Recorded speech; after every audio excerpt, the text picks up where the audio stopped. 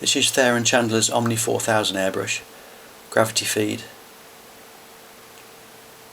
double action with cutaway handle. It's got a lovely smooth trigger action.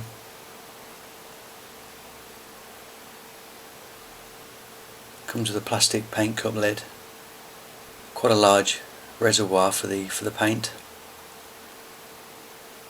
which is very easy to clean. There's nowhere for the paint to hide at the bottom. Also got a protective cover at the front made of rubber, which will just stop your airbrush getting knocked when not in use. It's got a single tip needle configuration for really tight work or general background spraying, and it's just a really nice brush for all-round use.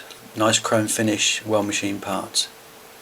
So now I'll just show you how to take it to pieces and put it back together again.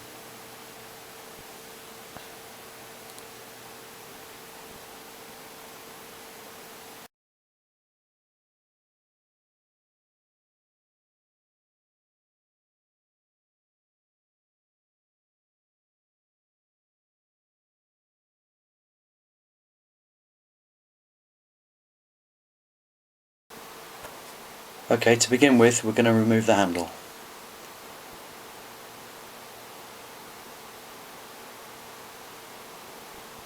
Now we can see the needle chuck. Just undo that slightly, and then we're going to remove the needle. Just pull it straight out. Now we can take off the chuck.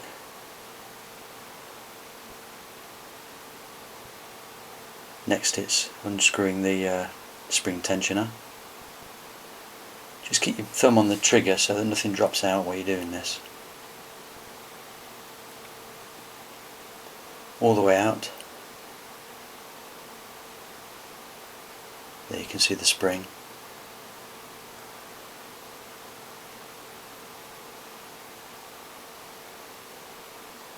So now it's the spring guide, which comes out with the rocker lever attached.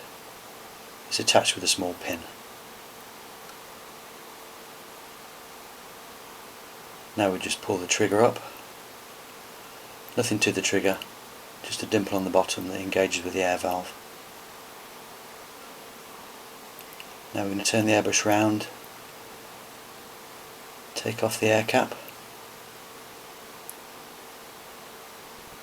This can fit on both ways. Doesn't matter which way you put it on. Nozzle cap now, straight off. You don't need any tools for this airbrush.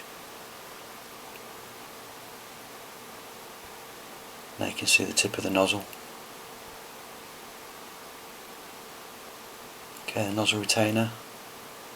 Take that off. And there we've got the tip. Quite a large tip, but it just sits self-centering in the airbrush body, and that's as far as you need to go.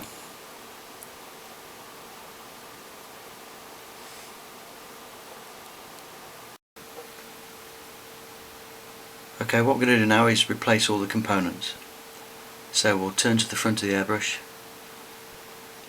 and we'll sit the tip in the body. Next we'll put the tip retainer on. Just make sure nothing gets cross-threaded. You're just doing this at finger tight, but just make sure it is quite tight.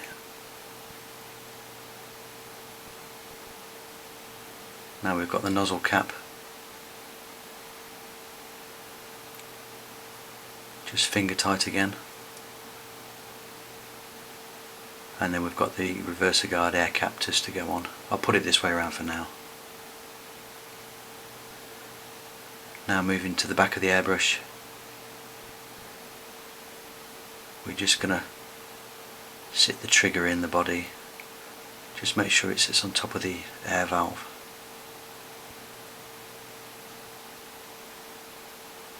And now we've got the spring guide with the attached rocker lever. Just sit it up against the back of the trigger, make sure it goes in the slot correctly. And now it's the spring, just slide that over.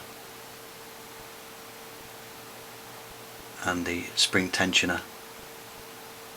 Just screwed in a couple of times. Now we're just going to push the trigger back so that everything lines up correctly, and screw the tensioner probably halfway, enough so that you can get the handle on to begin with. Now we're going to insert the needle. Just prefer to leave the chucking nut off at this point because you can see the back of the spring guide easier. You won't damage the needle. So push the needle in until you just feel it touch the nozzle, and that's enough. Now we're going to screw the needle chuck on and just nip it up enough to securely grip the needle, and next it's on with the handle.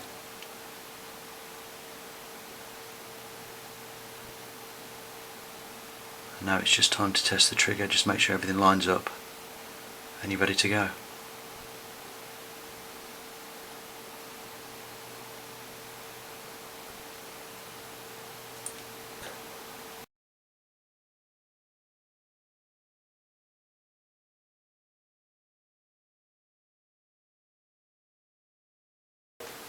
Okay, this is the reverser guard air cap that I was talking about. If you take it off, put it the opposite way around, it leaves the needle exposed for close work and easy cleaning for removing tip dry. You won't lose it either. On the other way around, it protects the tip of the needle from getting bent or damaged, but it's still open enough so that you can perhaps get a Q-tip in or a paintbrush if you do need to clean it with any solvents or anything. It's a very good idea, and you won't lose the cap anymore.